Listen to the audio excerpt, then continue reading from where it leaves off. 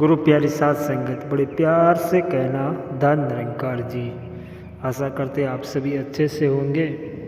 और आज का शीर्षक है ज्ञान की महिमा। मानव संसार का सबसे श्रेष्ठ प्राणी है। सौंदर्य में भी इसकी छवि कोई कम नहीं है। मानव को परमात्मा ने पृथ्वी, जल, अग्नि, वायु, आकाश, इन 5 महाभूत तत्वों से के संयुक्त मिश्रण से सजाया है। इस लिहाज से भी मानव का दर्जा कम ऊंचा नहीं है। फिर भी मानव सामान्यतः अपने आप को प्रकृति के परिवेश तक ही सीमित रख पाता है।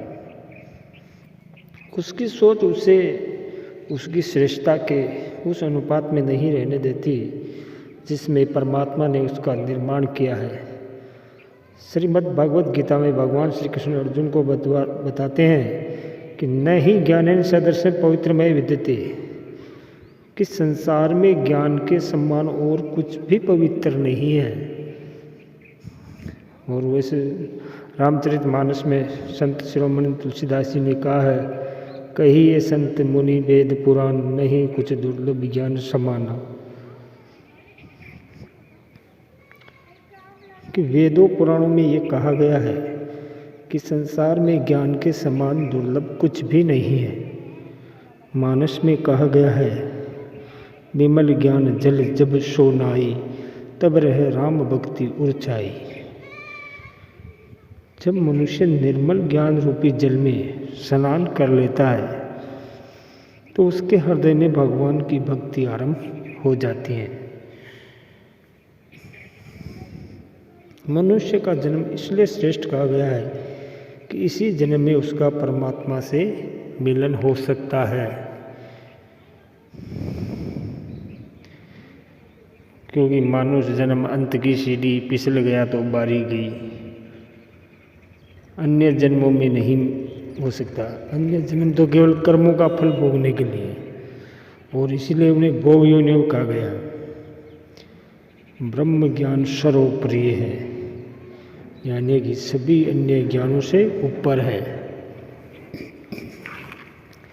श्रीमद् भगवत गीता में इसे राजविद्या कहते हैं। कहा गया है कि ये परम गोपनीय एवं सूक्ष्मतम है। इसे प्राप्त कर मानव सभी नकारात्मक से दूर हो जाता है और सकारात्मक से सीधा संपर्क रखने का पात्र बन जाता है। इस ज्ञान के कारण ही उसका जीवन सकारात्मक से सुसज्जित हो उठता है। ज्ञान न केवल मानव जीवन को बल्कि संपूर्ण जगत को प्रकाशित करता है, और ये किसी ऐसी ही महान विभूति से प्राप्त हो सकता है जो ईश्वर का प्रतिरूप हो और कहीं नहीं। भगवान श्री कृष्ण कहते हैं, तद्विधि प्रणिपातेन परिप्रसेन सेवया उपदेशन्ति ते ज्ञानम ज्ञानिने सत्व तत्व दर्शिन। कि हे अर्जुन, इस ज्ञान को तू तत्वदर्शी ज्ञानियों के पास जाकर समझ। सरल भाव से प्रश्न करने से ईश्वर को जानने वाले ज्ञानी जन तुझे तत्व ज्ञान प्रदान करेंगे। और रामचरितमानस में भी स्पष्ट किया गया है, गुरु बिन भव निधि तरहि न कोई, जो विरंच शंकर सम होई। कि अपने प्रयासों से इंसान ब्रह्मा और शंकर के समान होकर सतगुरु की कृपा के बिना भवसागर पार नहीं कर सकता। गुरु गीता के अनुसार गुरु रे को ही जानाति स्वरूपम देवयम। केवल गुरु ही परमात्मा को जानता है और गुरु ही मानव को परमात्मा से मिला सकता है। आंखें संपूर्ण जगत को तो देखती है, लेकिन स्वयं को नहीं देख सकती। हाँ, एक स्थिति में देख सकती है, यदि आँखों के सामने दर्पण हो, वह भी साफ हो। ठीक इसी प्रकार मानव गुरु के बिना अपने चिंतन के बल पर अपना स्वरूप यानी परमात्मा को नहीं जान सकता है। संपूर्ण अवतार वाणी में भी कहा गया है कि रब माया दा पर्दा पाके सतगुरु बन के आउंदा है, कई अवतार यह रूते रब दा हत्ती मिल कराउंदा है।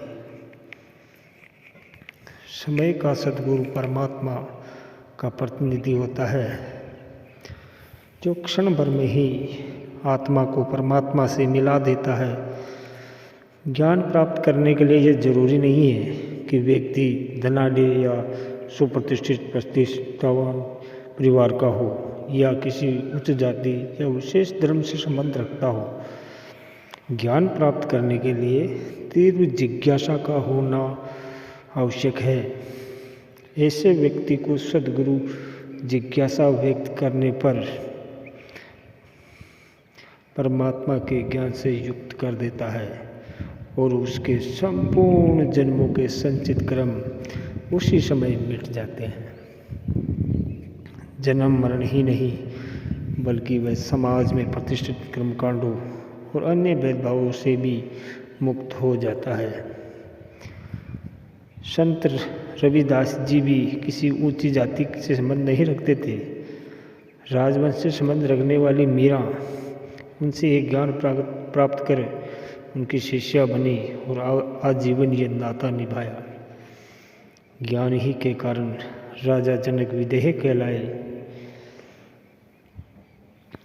मानव जीवन में ज्ञान प्राप्ति के बाद ज्ञानमय अवस्था को कायम रख सके, इसके लिए यह जरूरी है कि वह सत्संग सेवा सुमरन में सदैव तत्पर रहे।